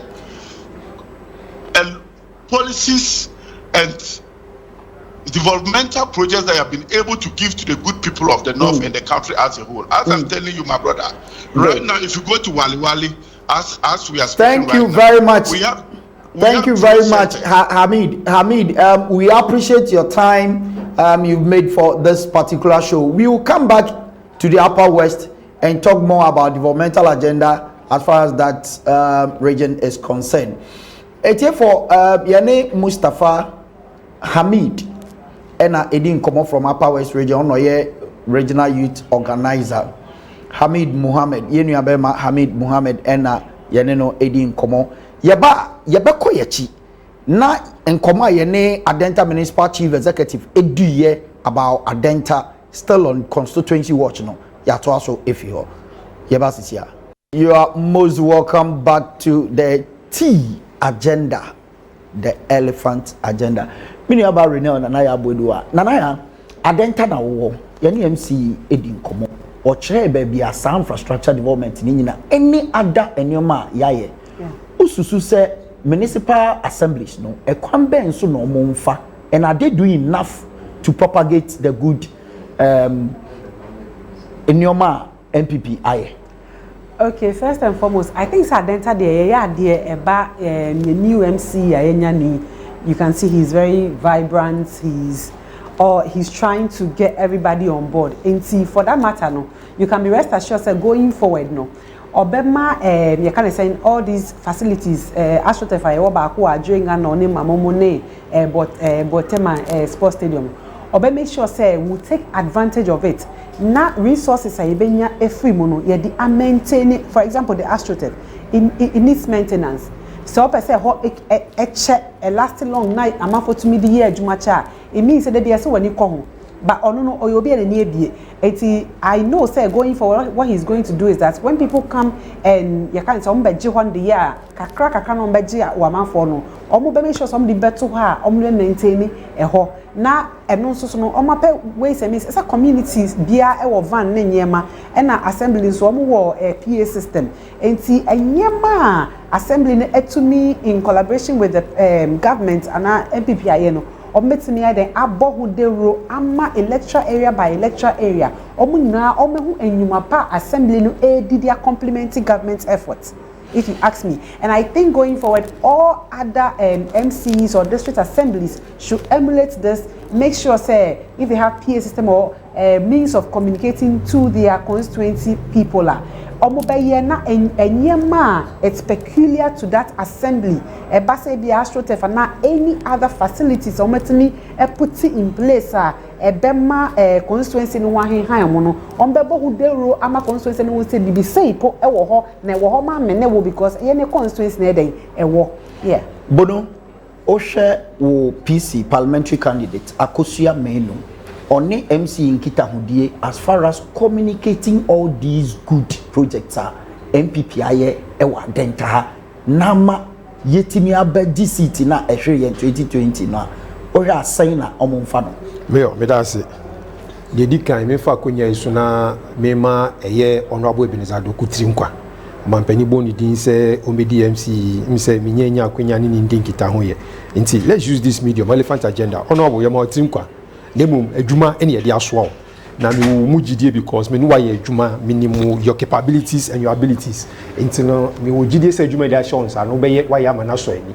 ye seat na ira ne ye find a seat nti ne akofo waba nti agenda no me wo gidie se obesom with respect to communicating these things me mfa asudie ne nto MC ni kozie su bebre me de beto me ni umienu aye grassroots people ye ne kofe ye ne amofo ni dikita ho ye the feedback abrempanifo impanifo no be ka omo de na nso be kosisen yen ya dodo no ye ne omo na mase ho ye ne omo to dam ye ne omo bobo ye ne omo dikoko ye ne omo to nsa didi ye ne omo hwibom no ye ne o se ye masa de ugbo ehu nya ye titiri ni am pesa mekanisa wo ye MPP ni grassroots wo aso tie mi a ye be ye de ye na nso waso de da so se ososo ne o mpotemu no bebo hu de ru ama manfo mu se why bamba ye no ifa so a ye nya o mpotemu ho seat ni de adenta omudi gari botto ye be je fi o se Bono sa dwumedie re mehu se oman yi mu constituency mu enioma akoso nso amanfo nka so mo ka no mo ka ni a wo nana ya abodu a wo ye financial secretary ma te se wo a omo nso mpese wo betie no ekwan ben so na wo be fa amomate okay we dey what be say asem so for me nyabotre na so teduam ene se ne ahon ayefere ye no ne be wie dwumedie na yenko Volta Regional Capital ho Maragugu efo yenu abema ene ebedi komo na se ne ne agbe na aba manum no re twaso kakra bi ho mama okay stay as I was saying me as a financial secretary in my constituency me area obi baby say you as a human being as a person so mama you need komo Maragugu garana me efo Evo follow. Evo Lea. Evo. Yes. Elia. Madagugu. Evo. Mafo. Obi visa mze wafon anazon vo Evo. Sani aigbeni ameti I don't know. You are welcome to the Elephant Agenda. Earlier on, we discussed about sports infrastructure in the Volta region. Efo, do you have any? But take us back. Between 2000 and 2020, did you have any infrastructure as far as sports is concerned in the Volta region? Do you have any? Good evening to your able listeners and viewers. Proud to come in to office of this very government, the Volta region, the region. Kindly raise your voice a bit up for us. The Volta region, the region purported to have been for the opposition, new National Democratic Congress, have never had any sports facility in the Volta region. Yes. So, yes, Ghana is 67 years. So you mean 60 years in Ghana, Volta region never had any sports infrastructure? Never. If not because of His Excellency Nana Addo Dankwa Akufo-Addo and Bawumia-led government. I think we all saw last year's 66th birthday anniversary It was held in the Volta region, and a very beautiful AstroTurf, 10,000 seating capacity, constructed by this very government. 10,000 seating capacity sports Yes. complex in the Yes. whole municipality. Yes. How are the youth in that region taking this particular edifice? Is it beneficial? It is more than beneficial because everybody know, like, sporting activities, the people of the Volta region cannot be counted out. We love football. We don't have any proper pitch to play on. We used to have the home ground of WAFA, West African Football Academy, but as you all know, that was a private field. So Yes, people private don't have the business, freedom yes. to train on. Until the coming of this government, we have one in Ho, then the one in Howe. Okay. So far, under His Excellency Nana Addo Dankwa Akufo-Addo and Dr. Bawumia, apart from the Youth Resource Center in Ho, do you have any other facility in the Volta region, and where specifically? Yes, we have another nice, beautiful AstroTurf constructed by this government together with John Peter Mel, the MP, the only MP we have in Hope, which serves as a home training and match day program for both Accra, Bando Hearts of Lion, and the Hope FC. That is where currently they play their League One and Premier League matches. Yeah, so this region is endowed a lot, and we are enjoying a lot. Efo, Volta region is seen as the World Bank of the NDC, and in 60 years, it never benefited anything as far as sports infrastructure is concerned. As a youth organizer, how are you going to leverage on this edifice that has been constructed by the MPP to solicit vote for Dr. Mahmoud Bawumia and other MPs who are vying for the seats in the region? Yes, thank you very much.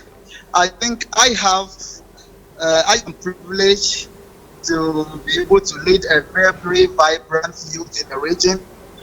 The young ones of today are not the ones we know in the past.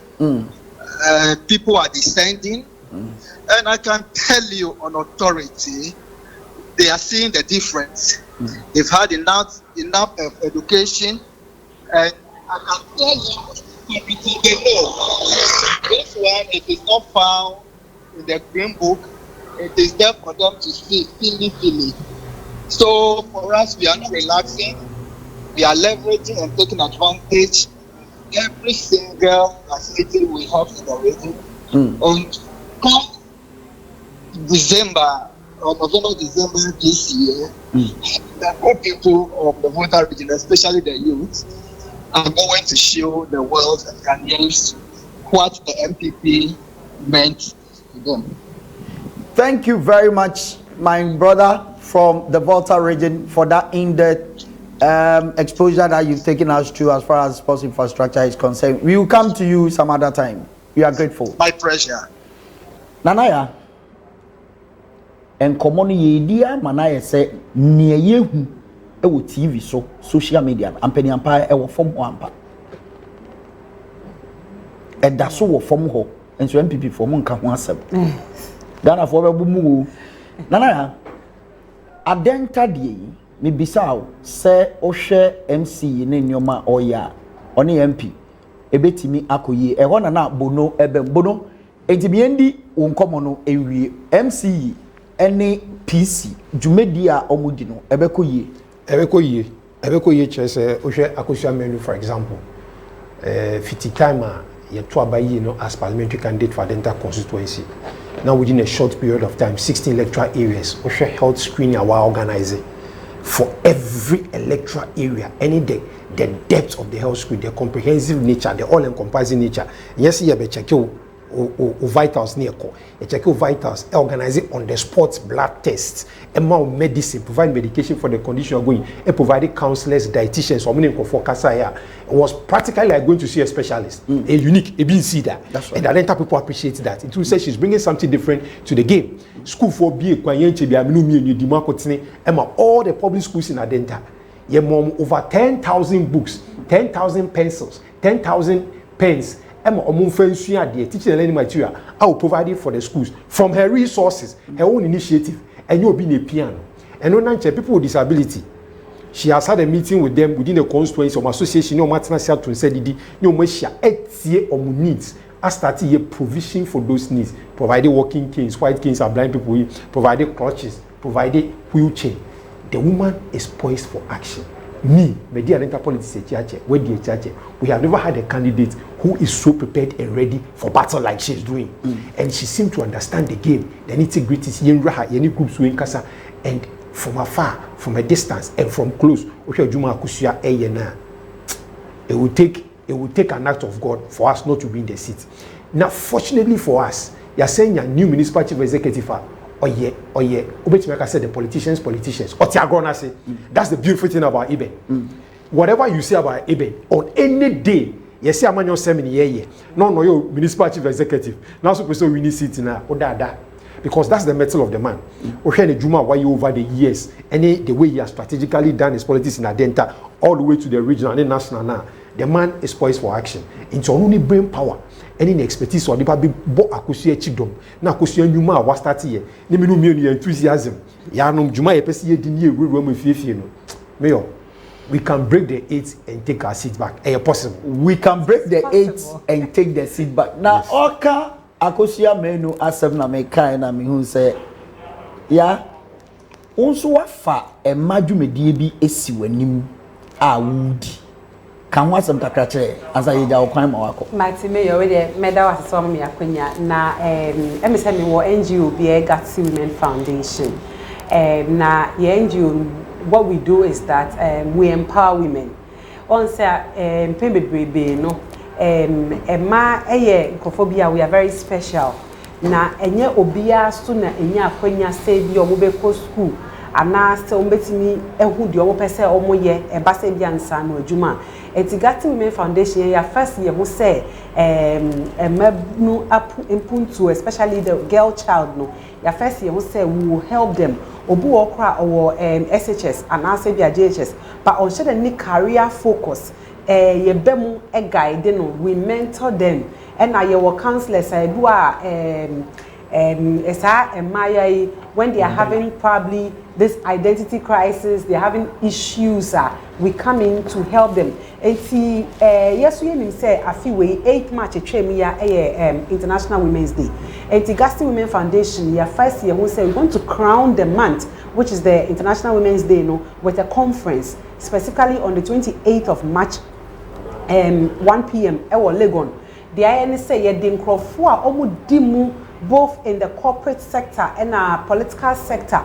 Omo ankasa omaye omo nsa no adwuma etintim no yakom nyina abo ano se emebunu mbra na omo nyumu bedi nkita ho na enhye omo nkran na momo e dia omo direct om career focus omo ni mebi kro omo di omo ni be kire a na wa also nim se emebunu wobo a for a very long time ohun ni petitiri da anything like relate here to have a personal interaction. So we are bringing that forum where you have dignitaries both from the political and then the corporate world, entrepreneurs, lawyers, doctors, what have you, politicians, to come and have a personal and up-close interaction with these ladies so that it will motivate them, it will empower them. We are going to encourage them. We are first of all going to talk about the successes that women have been able to achieve, because in him say it got to some time and now you may be a month but now you may him say man to me and there are more doctors, there are more lawyers, there are more engineers, there are more into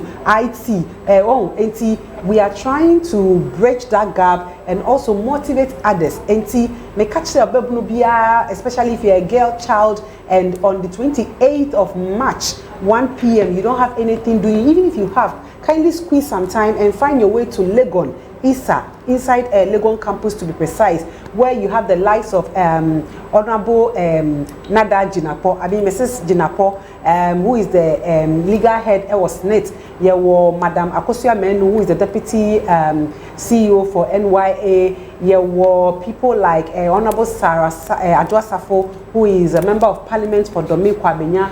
There were celebrities, we said Benetta Gaffa, who is an actress and an entrepreneur. Efua of Singaton, how she even enlightened Ghanaians. Say, "Bibi wo hompo a your friend will say Guinness Book of Records. Abeti me copy bibi no waye." And we are bringing all these people together. Obaya, u program ebe kra behwe.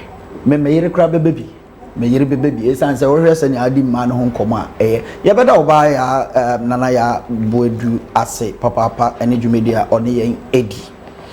In order to bring you comprehensive information about the sport facilities mentioned earlier by the Municipal Chief Executive of the Adentan Municipality, the Elephant Agenda team visited all the 3 facilities to ascertain the veracity or otherwise of the claims made by the Municipal Chief Executive. Mayahe, some common MC any idea, sports infrastructure wa Adenta, and so no crepa, ye coho, and the cameras. Medindi Abraham. Baby Agina Sisia, Ajungano Astrotef. Ajungano Astrotef, said the dignity of Ajungano, Gumuha, P. Adma Basic School in Chenwa, Sophie, School Junction, Trasaco, Naoba. After filling station, banks, buildings now, about 200 meters, we won't say on our rights. Ajungano station, a while. Abra ebe Astrotef in India had a Sakasaka Park B. Our hand foot room and Crofwire and Cruchy. Ne kiosk in the marketing TV na never. And see 2020 and I former MP, YB. On a assembly, any MC, Commander Roman, almost says a mobile project you are. Seriously speaking, sa facility we there. Enye area we nkwa na aboa Ghana nyina esan say this is here we need to ask nkrofo gina hoyi mi hu abre a aha no eda hokwa de biara anopa wi anwumre nyina activities koso ha ma hu se Kumasi Asante Kotoko abe training no ha across of folk almost Ghana Premier League teams ni nyina aba ha etimi be training ha other clubs nso scout ni ade nyina timi eba ha say enti sa facility we there mejidi se ade ba ko MPP aban na ya boa community we ni the adjoining communities na aboa papa. Oh yes, because sa oni microphone bi kasa omo kasa o ampa sa facility we there ama nke be ha because other team metimi abodin bechem Chelsea omo nyina so omo first no omo be camping no omo ta beda hotel bi wa ha say omo fi ho a bas ne form ko akira ba se omo match wa kra no mo be camp ha no me training academy bi nso wa jumping to academy ha na omo so ya omo be training nti before no nanka je so omo ko chiri but ati omo breast so e bia wo be form aguka ma ko chiri be ko e training omo be san ba no time no ya de nyina bo ba se omo han academy ni football teams kitinkiti be wa around no omo nanti ba ha ya no ma be ye no ma san ko nti generally no a very good serve purpose ni oh in fact say major we be ko ha ube yogurt for be gina ha nko for around ha na omo patronize nko for ha ube hwa won say omo ye we ni nti aman nkrofo nso e the containers ni small stores asisi ha omo so tonton ni nyina to serve the facility. Nti the more na nkrofo ba no mo patronize na ma economy ni so e around ha no so boost kakra. The bedi kan meda na adodan kwa Kufuado Dr. Mahmoud Baumia ani MPP aban se omunya ni so ade hunu na sa sika yamfa nkoya de bi amfa so maso na mutimi di be yes a facility we na serve community no ma mfaso ba ho se ye be sere se other areas no so a eni bi no se de we ba ya abeboa mabu no ma economy no ni bibia ekoso no other places nso a me gidi se e be ya de papa because wo hwa AstroTurf yi me se nya MPP aban anka me hu se Ghana ha aban bi aba wa ye bi nti se mesre baby obia team nkan free bia no se wo community zongo communities ni ade bebre ho ha se de we aba hai omunya no ho anko mawie nenti no se wo pese onya bi wo community a ne obe ne se aban wani so ade hu ti se MPP aban na se wo to abama no na yenya more of this AstroTurfs ewo baby bebre na se de be ma Ghana mpuntuo ene agudie no so be konanim Your friend Paul Nyaro, na matana for 24 years now. Na community here, community over in terms of football, our talent pa, your talented players are omafaha, omakomo pa. Na under this government, no, ya unse se si ampunto bebre aba area no, we AstroTurf ka ho. Na AstroTurf yi so ba no. In terms of business, a boosted business wise, because over Hanajua, time bia from where 10, 11, 12 that way. Now for ha, omutons you, abwa community no bebre. Over now I say depression ni nyama bebre almost no. Over now muti ha ehwebo ejon weni. Tena ama community na ko nim pa anytime 24 hours over ha bia park here busy. And over na say nkola no display of talent na. Obo hu say project na abwa community pa. To see aye baby a nipa bebre etu kwan eba hwe football ebi ba ebe herente ebobo nti I think say abwa community no pa government aye bebre e wo community aye wom enye only about this AstroTurf me for so many years now matena ha no minim say na situation tie akwan bridges street light nimo bebre akoso so it's not only about AstroTurf no but aban ba for the past. Welcome to the Elephant Agenda. Please tell us your name. Thank you for giving me this opportunity. My name is Mohammed Suleiman. Okay, so we want to find out, before this AstroTurf came into being, how were the youth of this area entertaining themselves in terms of footballing activities? Okay, before the construction of this AstroTurf, right, the park was just a normal pitch that we know. A bare land without green grass and just posts. That was how it used to be. Okay, so with the coming in of this AstroTurf, how has it impacted the life of the youth within this neighborhood? Okay, so to begin with, there are a number of teams that come here to train that hitherto used not to come here. But due to the construction of this AstroTurf pitch, a lot of them have decided to come and train here with their team. Teams like Legon Cities, Vision FC and other teams come to train here. And the locals who also play, right? The locals play and all people living in and around Adenta also come and use the pitch. Okay, I would like to express our profound gratitude to the President, His Excellency Nana Addo Dankwa Akufo-Addo, and the Vice President, Dr. Mahmoud Bawumia, and the entire MPP fraternity for a good job done. We are really grateful for what they've done to Adenta, and we will show appreciation when the time. Tano Albert. Tano Albert. Enti training ya mo ya wa before AstroTurf ebaye no na as a footballer na mu training ye mu etesey. Ocho na training ye mu de na metima ka say kama turf nyama de na as a ensheda nkosoma because na ye training wo Sakura so me fan say pack a netie ne mo wo so ti sometimes ye nya injury prepare na ye boot no so sa pack no etimi wi ye boot no ma ye boot no ase e by we no e boy obetima use boot ba kon abo league asan dia ye training sa enti pack we by boy pa.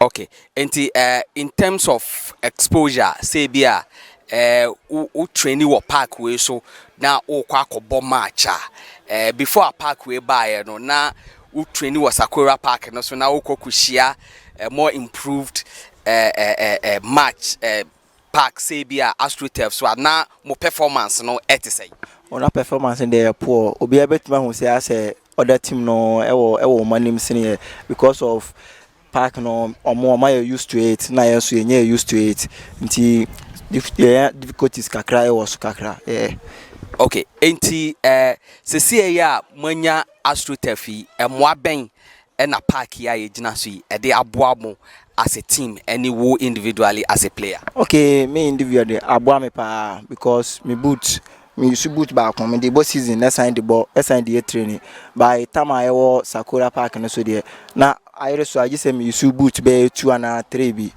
just say me use boot and 3 because I don't know ma boot no share winter by this season boot back one na me use nti aboa me pa na aboa my performance no so akosoro the way of your boy possess ball ne sa no man by Sakura Park no ntimi possess ball because of potholes ne sa no man o bobo na e dey nti e mom hu o ball no the way it sit here and the way e fe kura e woso but I say no bobo na obi hu say mo akra ni ball na team we mo ni ball because of the way am possess ball no the way am handle ball no yeah ti o so aboa e pa. Okay, enti park ya ba na aboa mo na yenim se eye aban bi ensa no adwuma no eden na obeka kire MPP aban eden na obeka kire Nana Addo Dankwa Akufo-Addo eden na obeka kire Dr. Mahmoud Bawumia e ka kire se Nyankopon hira no so no so wadwen ye ho a wabeye we nso aboa ye se onim se bia dachin yeso ye pese footballers a odi we abeto ama ye eden na se pa ono so ayi waboa ye bia aboa ye se na be improve ye football akoyanim. Okay, enti eden na obeka kire wunuanom emmabunu all across Ghana because aban yi baaye na astroturf a ewo oman yi mu nyina eye miensa ene ya ye kese ye 100 and over astroturfs enti eden na obeka kire wunuanom emmabunu omote se wo a omaso abato se yebetoa aban yi so na wakosoa improve sports ede ama emmabunu na muso matumi anya so mfa so ka bibi che Ghana mabunu Emeka say omunyina omunhwe yi na omokoto aba na omontoma Dr. Mahmoud Bawumia because wadwen yanso ye ho even say ye bobo no klara I them times Sakura o bobo yentimi ntwa video but I say ye bobo omotimi twa video omotimi de send ma amrofo mo say bia onim bobo onim say mo befa woko but them times Sakura no na yentimi ntwa video nti say aboa ye nti me make kire me brand name sister for no say Mahmoud Bawumia ne MPP aba mo so ma aboa my football no ekonanim. Mini amedasi Nyankopon hia papa pachom se medasi ma me mpacho beye emfedudo sen na waton ade e wo park yi nche ha oh me facho me ton ade beye 2 years ni na me de ton ade wa ha enti ansa na park no ebeba ene sese ya park yi aba no efa no se nipa dodo a eba ebebo ball ewo park yi so no sisi ano etisen akosoro na sa akosoro nso a ekwan ben so na afa in terms of adeto no said your omoba park yi so ne adeto no nso etisen oh first ne de no omoto ade no omo nkrofo wa ha bebri a omoto ade ba sisi no mutu wo mo na adeto no ko fom ba omo ya park ne wie no nkrofo ba na so omo bebo ne dia adeto no ko kakra maye ba park no omo bebo de adeto point agenda tiwe yese hot and I would do any aquacohu na wahwe. Ye nua bema Emmanuel Atiemu Bequin. Last week, ye pajumedi ehun tumano ose ye bobi. Ye bebisa de say anso. Eno ho asem e na ye hunana. Bequin akwaba. Ye nua. Ene de wa say that tem fichire ho say wo bo adwuma nko abato boa. O hye tiefo ne ahwefo ebo. Nkomo a one amanfo edi okrum ene. Ete wo say bini amedase na mechia ye tifo ne yahwefo nyina say last week ye kasa no ye papa ofakisidu etuyefo se yetumra ye nchiresi na ye accept the challenge ne se ye betumre na ya chiresi no na ya chire emre na nemu nso ewosie ne so and that is how the Elephant Agenda team yebeye adwuma no nti ene ye ne the MC for the Adentan municipality honorable Ebenezer Doku ekokodi nkomo na ye ni di nkomo no obobo no ma bi so a aban no aye ewo ni municipality no emu na astroturfs ene sports complex ye Boteman sports complex no ka ho nti yamfa nso hwa ye wie free MC office no ye tisi krom ekoko verify information na odi amaye no se no kra na se de be ya yebetumi enye bi ababe ka kire yetiefo na ye de ababe kire wo enti yetu anamon eko the mamomo AstroTurf a odi ho adanse no eko agiringa no AstroTurf ne so ama yen aso ye de ani ekoko hwe de a ekoso ho yeko no so na no kra AstroTurf ni nyina e fully functional mabunu edisu agura utumi hu say enhance sports development within the Adentan municipality intimi no adwuma na ye no kwesi money adwuma na kwesi mami mbisa wo mi hu sa wo ne mami bi edi nkomo ebi no feel say AstroTurf ne keke na ye de aboa ma mrante ne mabawa enya ba bi abobo ba no ka senia AstroTurf ba mamomo no aboa ma na de tonkre ko nani in fact minua say ye ba no the economic side of AstroTurf here me shows bebre in fact enye ni nyina mpo na yetumi ekovaye because of yemre we maame no AstroTurf all can say enhancing the business say because say AstroTurf na koye a 24/7 agenda che say every now and then bia mabunu egu ho oh yes AstroTurf na so cry a 24-hour economy on it own so che say otumi eton ade no dan chempa in fact we spoke to one team manager off camera then all chere say minia look AstroTurf maye no yenkwala boot jesse uto jesse obi tofoma na ni jesse ni training jesse atete ene ade ni nyina ene AstroTurf yo tofoma wasasori ni humpo nyefi na akantum se ni jesse ayedai akotete enti eno kura nso no sports management point of view no eno no reduce cost omo put it into sports administration in fact medical expenses eco because nkwala ne tofoma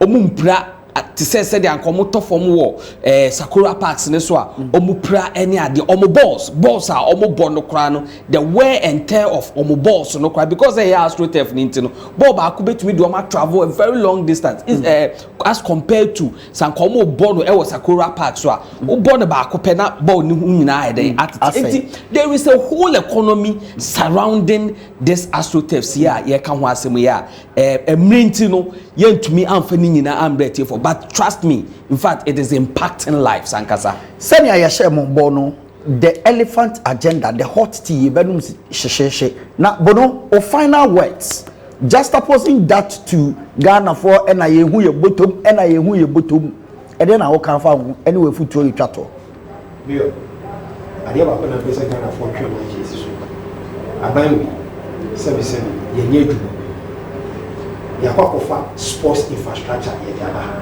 ye nimse mbebu na gudi eni pra ene na ye si agenda 111 ye nimse mbebu omu nya addition na oso addition akwa ye ya ye free SHS ye nimse mbebu ko school ya omu ye adwuma ye then ya kofa youth employment agency akofie Japan send ye tie oye fantastic job so tedwem say o kasa no etiefo ne ahwefo ente ne papa mami kosi jumedie ya ye di o share ball last week abem ene your call for support from corporate organizations and that of the new patriotic party say jumedie omuncho omani emra mehwe no munche bukina mini amedase corporate Ghana yebesere mo se ope jumedie bi ene na fayonko wode wontuma abo ne ho na woni nyina anyi together na the elephant agenda enei